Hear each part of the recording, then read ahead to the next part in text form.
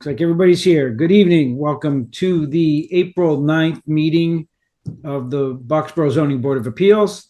The time is 7:31 p.m. This meeting is being held via Zoom video conferencing under the governor's current executive order and is being recorded for broadcast by Boxborough TV. Our agenda and a link to the materials we'll be referring to tonight are available for download on the town's website. First order of business is a roll call vote. As I call you, let me know if you're here. Mark? Mark Barbadoro here. Sean? McCormick, present. Than, who will be standing in tonight as an alternate. Stunts, I'm here. And Stefano. Stefano, here. And White, present. Okay, so I call the meeting to order. Let me get to my agenda. Okay, first item on our agenda, we have a hearing at 7:35, so we got 3 minutes to kill. Let us do minutes of March 19th, 2024. Alec, you want to put them up?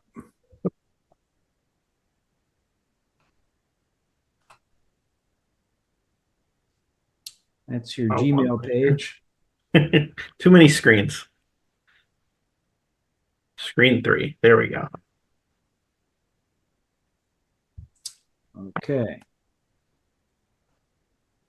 Does anyone have any comments on the March 19th minutes?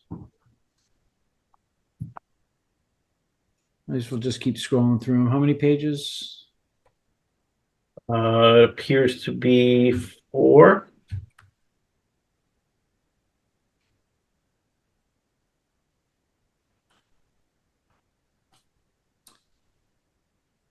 Mr. Chair, I'd make a motion to approve these minutes.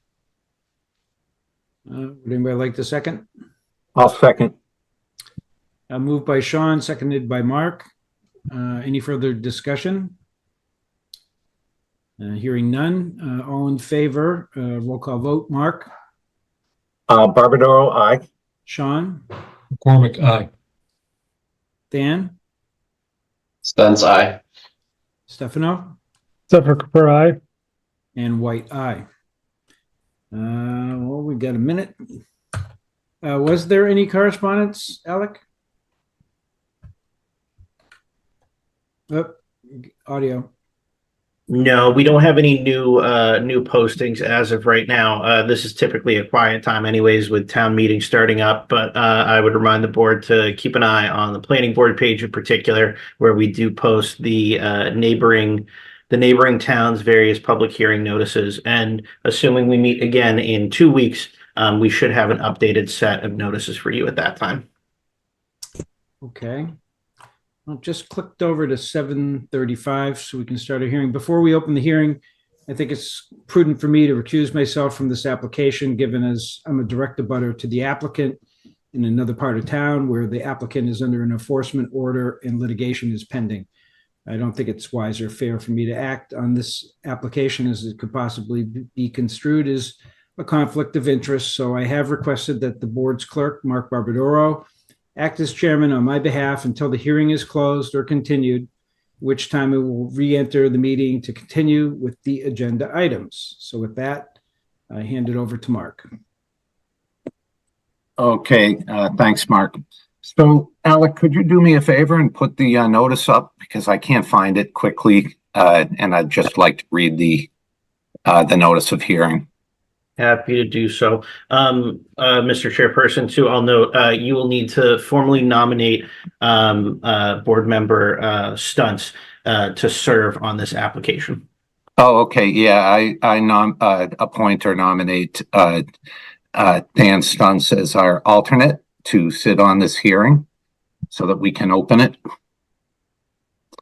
And in accordance with Massachusetts General Law, Chapter 40A, Boxborough Zoning Appeals, Zoning Bylaw, Section 2.2, 2.3, and 4.3, non-conforming uses and structures, the Boxborough Zoning Board of Appeals will conduct a public hearing on Tuesday, April 9th, 2024 at 7:35 p.m. to review the application submitted by Luis Gutierrez. The applicant seeks to operate a driving school at this location.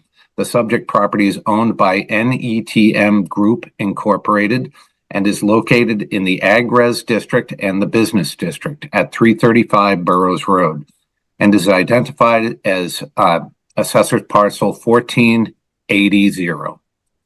The public hearing will be held via Zoom video conferencing. All details will be made available to the zoning on the Zoning Board of Appeals agenda when posted a minimum of 48 hours prior to the hearing on the town website, www.boxborough-ma.gov. Plans may be viewed at the planning office in Town Hall, 29 Middle Road during regular business hours. Okay, is anyone here representing the applicant?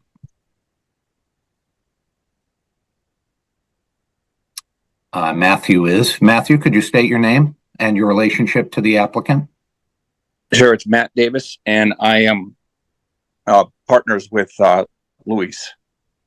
Okay. He's sick tonight. So I'm taking his position. I'm taking his space. Okay. And you're familiar with the application, and you can give testimony about the specifics of the request? Yes. Okay. Great. So we have rules and regulations governing how we hold hearings, and we will be, largely following those rules. We can deviate from them. So in general, we will allow the applicant to provide a presentation, and we will allow the board members to question the applicant. When the board is satisfied with that their questions have been answered, we will open the discussion up to the public, and they will be able to each weigh in. And then the board will make a determination at that point whether or not to close the public hearing or continue the public hearing. So before we get started with that, I wanted to give me right now. Let's see. We have a report from the town planner and various boards and commissions that has been provided to the board. But one report which comes from the clerk of the ZBA, which happens to be me, was not included, and that is because the report came in late, and I was also a little concerned about the possibility of a open meeting law violation if I was to give the board an opinion on the application prior to a meeting.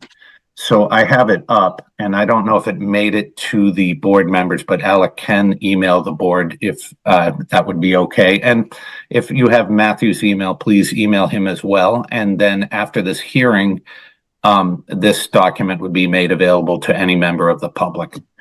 And you'd see Alec in order to get it. But my letter basically states, and I'm just going to read it briefly, so apologies to the board for having to sit through this, but I received an application dated 2/14/2024 for a special permit under section 4.3.2 of the Boxborough zoning bylaws. The applicant intends to use the property as a driving school and has submitted a letter of intent stating that all other uses will be discontinued on the property. As the clerk of the Zoning Board of Appeals, it is my responsibility under section 2.3 of the Boxborough Zoning Appeals Board Rules and Regulations to review the application for compliance with the rules and advise the board accordingly. After reviewing the application, I have found that it does not comply with the ZBA rules for the following reasons. That no specific plan of the property has been provided apart from a locus plan that has been generated from the Boxborough GIS. Although there are several buildings on the site, none of them are depicted on a plan. Furthermore, the future use of the property has not been made clear, which is in contravention of sections 4.3.1.3 and 4.3.1.4 of our rules and regulations. Material information relative to the use of the land as described in the letter of intention is not depicted on the plan. Information such as driveways, parking spaces, service areas, other open uses, significant spot elevations in relation to mean sea level, signs, and exterior lighting, all facilities for sewage, refuse, and other waste disposal, all facilities for surface water drainage, location of well, and principal landscape features, including fences, plantings, planting areas, and walks. The lack of this information depicted is in contravention of section 4.3.1.5 of the ZBA rules and regulations. Please be advised that the board may deny the application due to deficiencies according to section 4.3.3 of the Boxborough Zoning Board of Appeals rules and regulations.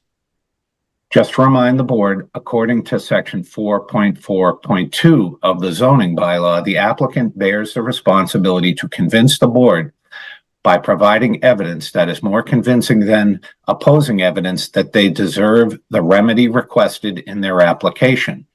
Failure to produce evidence could result in the inability to persuade the board by a preponderance of evidence. In order to use section 4.3.2 referenced in the application, there must be a lawful pre-existing non-conforming use of the property that has been in continuous operation without a break of 2 years. It appears that there is no proof indicating that the utilization of the application as a landscape contractor was started legally before the creation of the zoning bylaws that would have prohibited its particular use. Without adequate evidence presented by the applicant, the special permit cannot be granted and must be denied.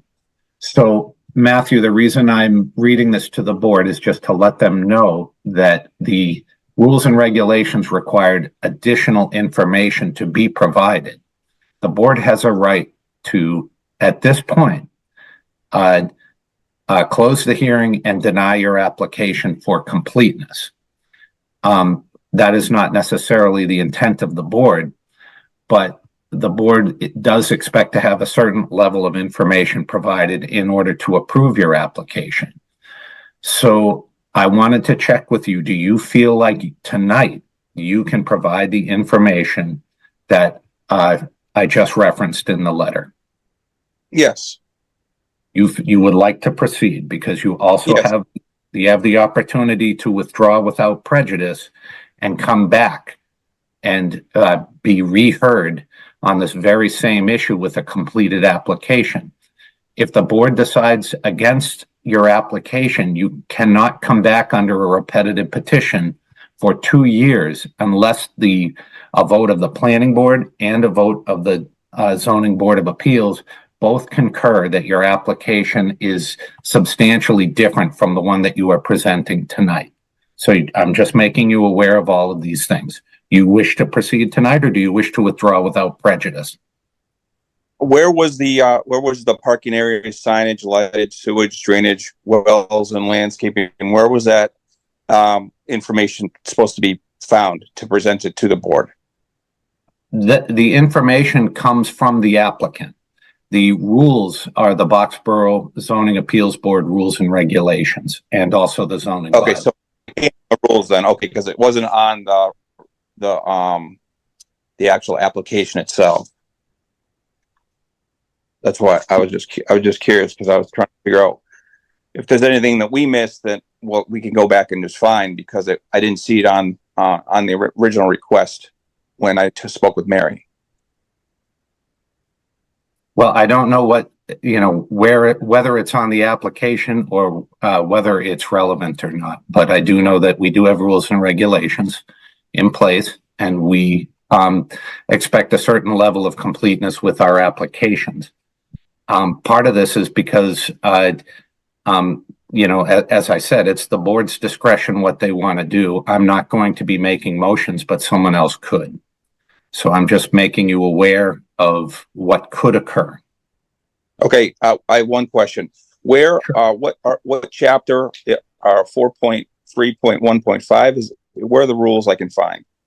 Where are the rules and regulations? Alec can provide you the rules and regulations, and Alec should have just provided you this letter.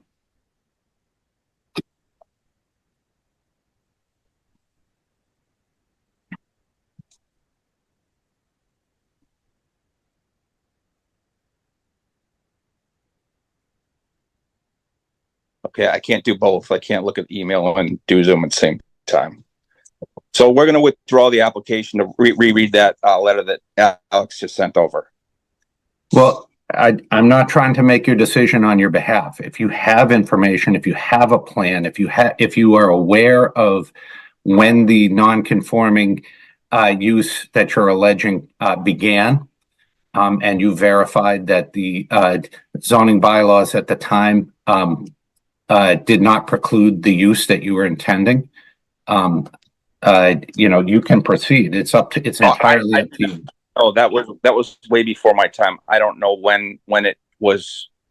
I know it was Stowe Sand and Gravel for years, and then it changed. Lewis bought it and changed over, and I don't know when that was, and I don't know those details. So I couldn't speak to that. Do you have a plan to present tonight? A physical plan, like a Yes. picture plan?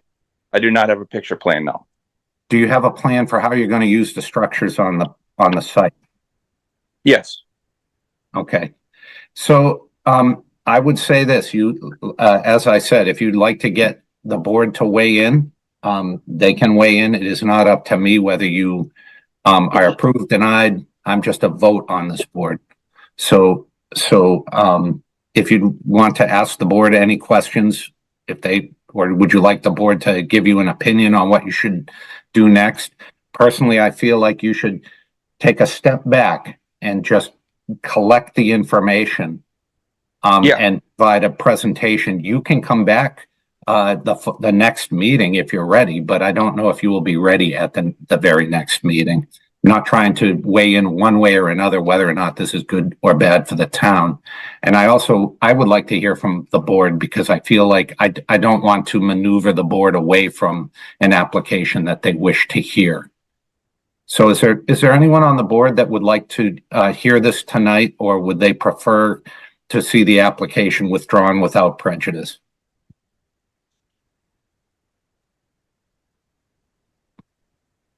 Sean?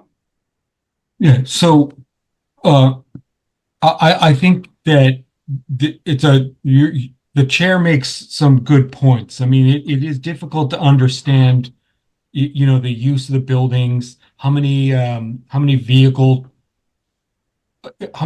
we're talking about in a driving school, the frequency of in and out traffic, the volume of students. Like, there's a lot of stuff that would be helpful to understand.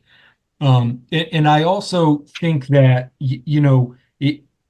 explaining how the current use is lawfully non-conforming and not just sort of non-compliant is a critical part of the application.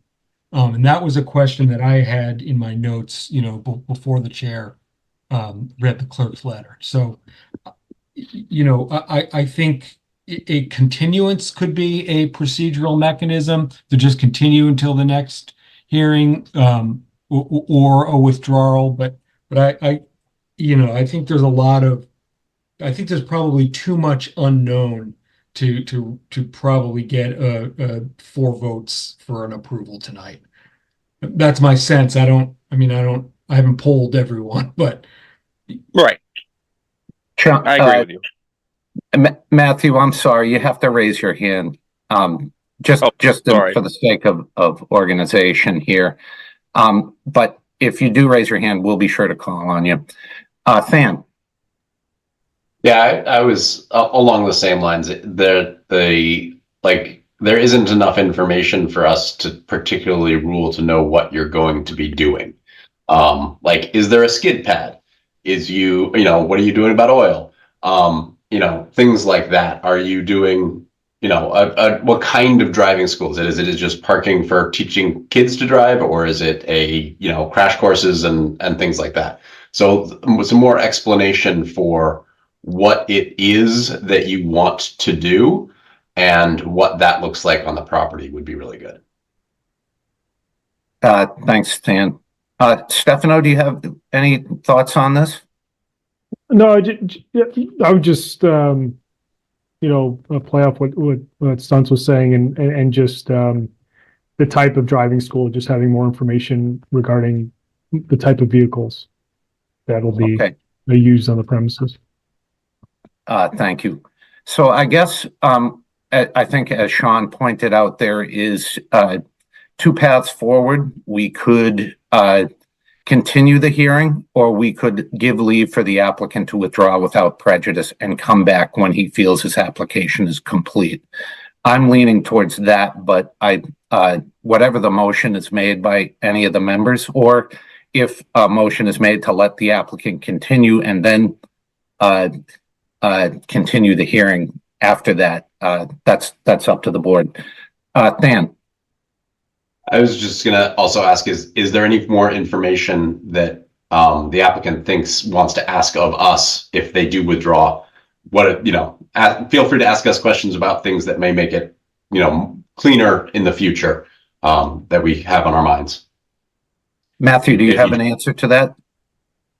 No, I don't. I've written down a bunch of stuff. I think that withdrawing without prejudice and getting all this information back to you would make a lot more sense.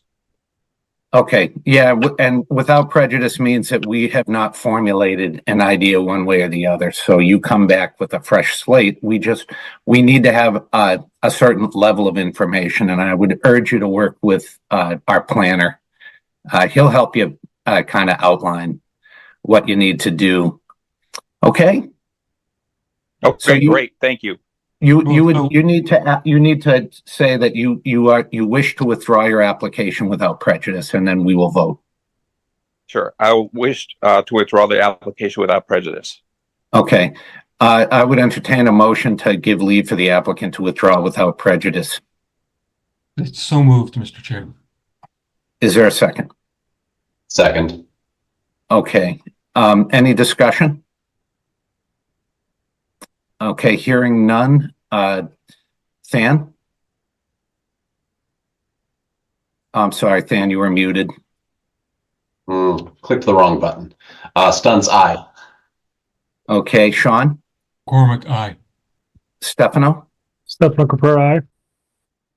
And Mark Barbadoro, aye. And the other benefit of doing this at a later date is we'll be able to have a full board. That gives your chance of success increased. So thank you for coming, and we'll be looking forward to you coming back with a complete application.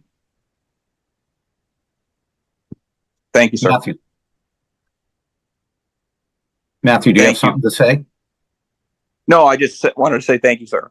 Okay, well, hang on, because our town planner would like to say something. Alec.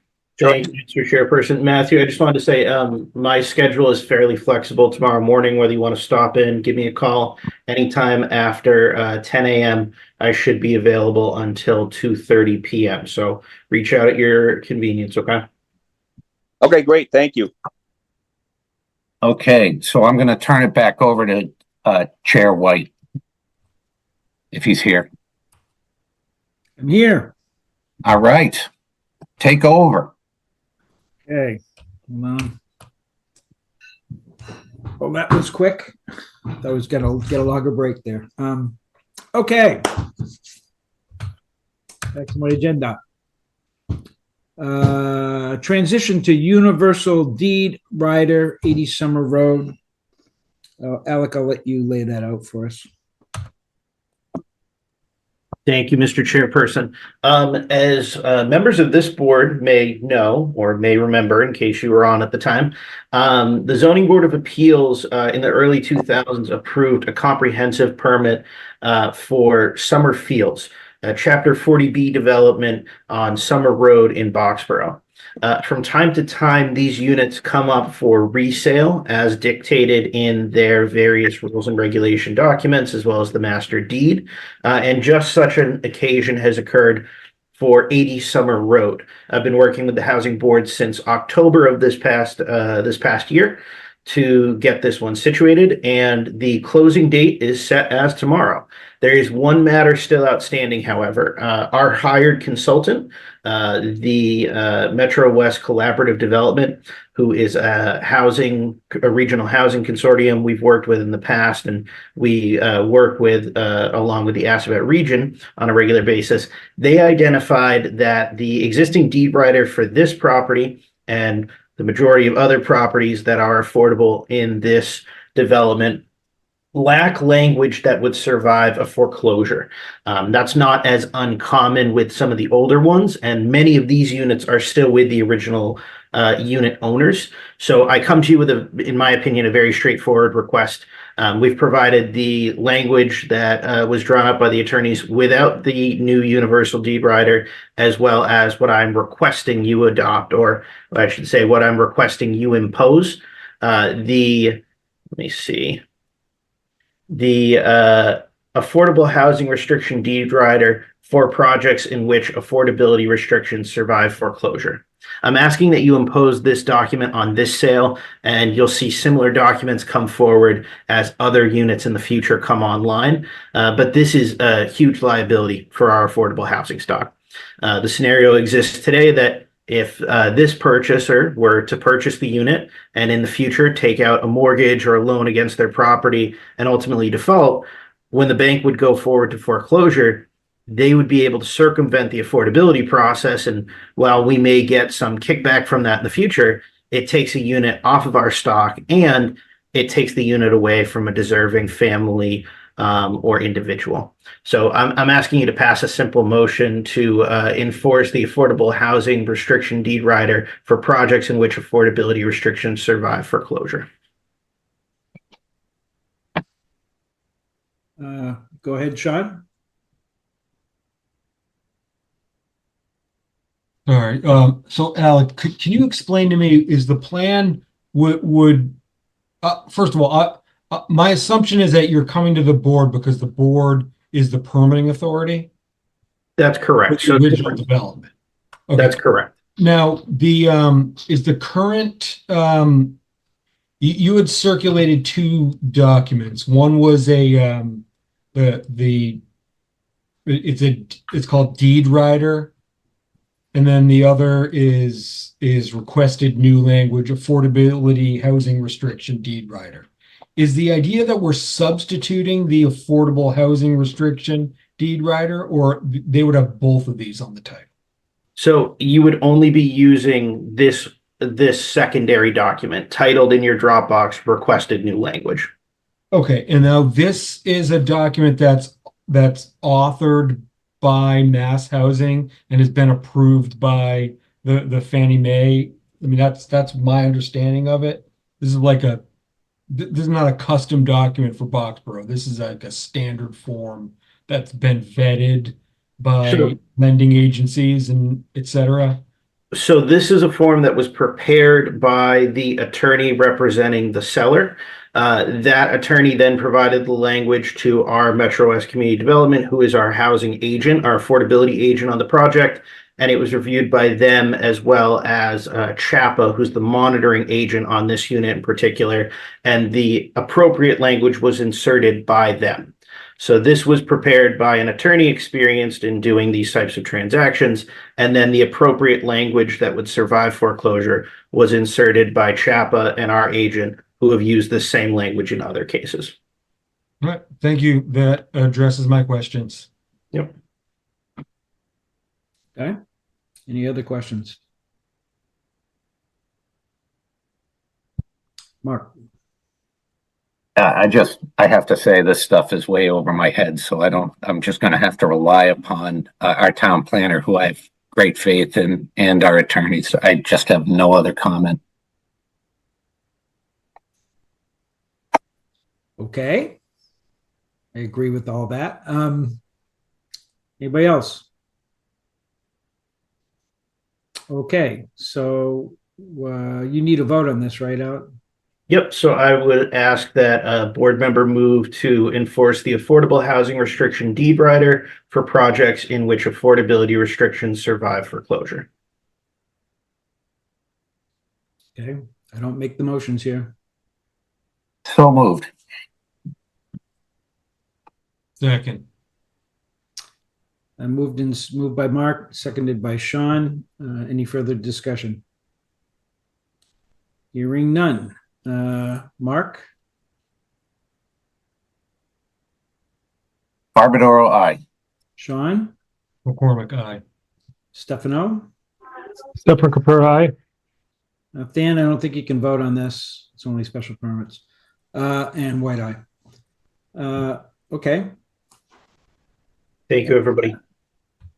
Thank you, Alec, for taking care of that. Let me get back to my review of zoning board of appeals rules and regulations. So back to where we left off. Before we start, I had sent you all copies of the rules and regs from other adjacent towns, and I also looked to see, like where they were size-wise. I actually meant to go look at Carlisle to see what they were doing because they're kind of similar too. But I think we got a pretty good flavor there from the other towns. And if you guys had a chance to scan through them, I mean, what we're doing isn't all that different, although it did kind of feel like we were doing it from scratch, whereas these were kind of easy to beg, borrow, and steal from. Mark, you got your hand up? Yeah, thanks.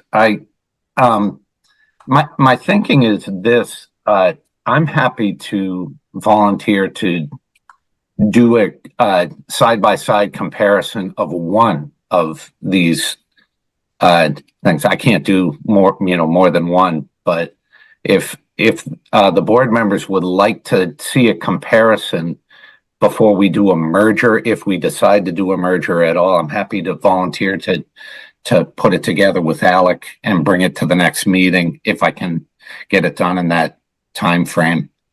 But I would need to know if the board would like to see that, or and if so, which one would they want to see compared to our bylaw? Well, thank you for offering to do that. I mean, I liked Stowe's.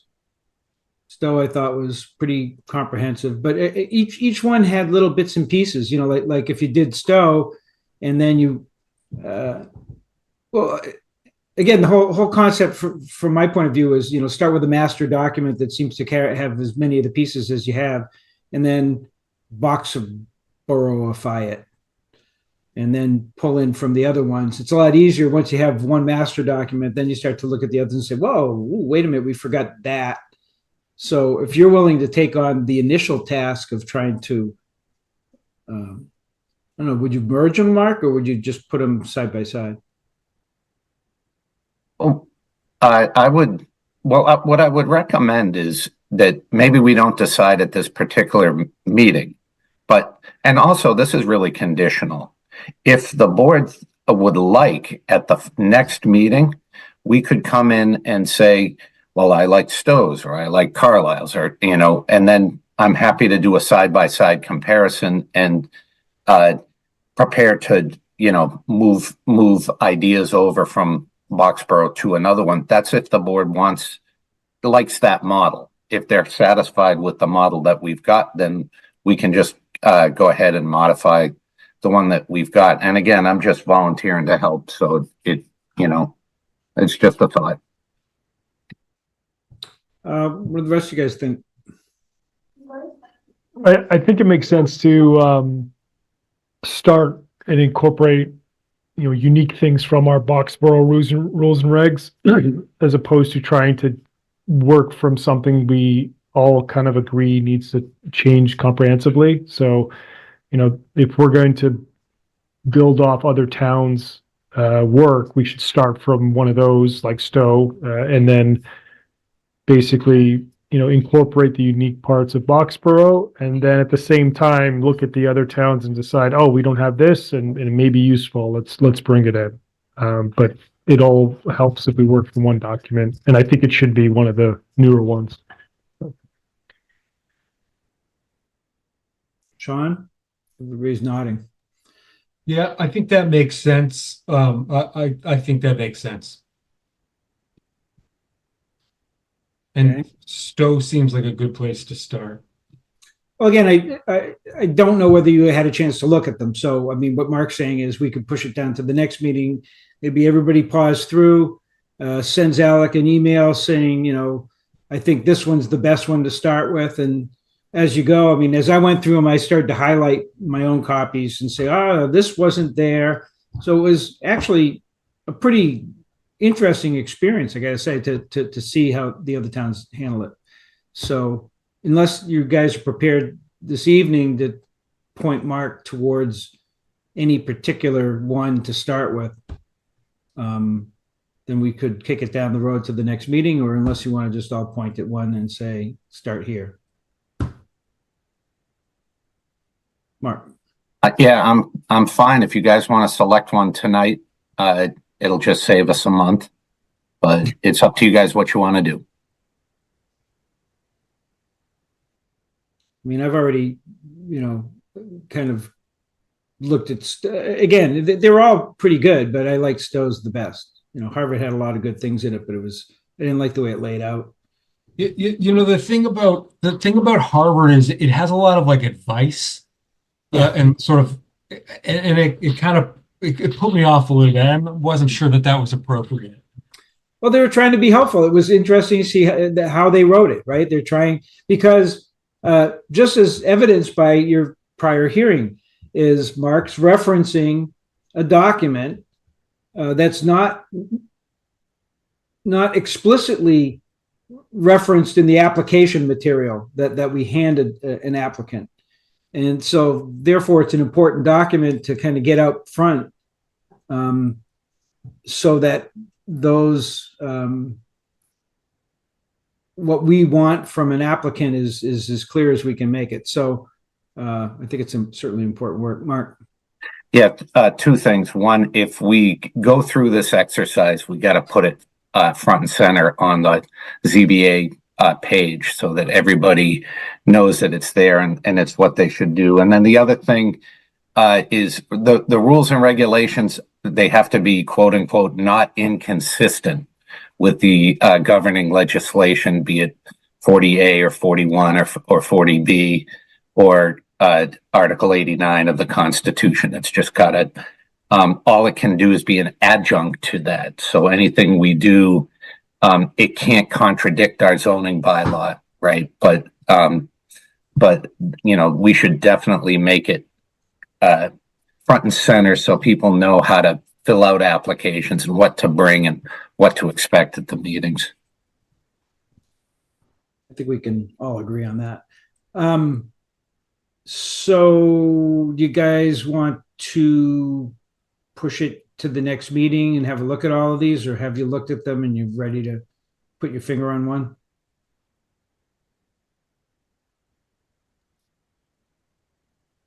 I'm okay starting with, if you want to start with Stowe. In the end, I'm gonna pull from, I always like to start with the one that's laid out the best. It's not necessarily the content, because that can always change. It's more how the flow works.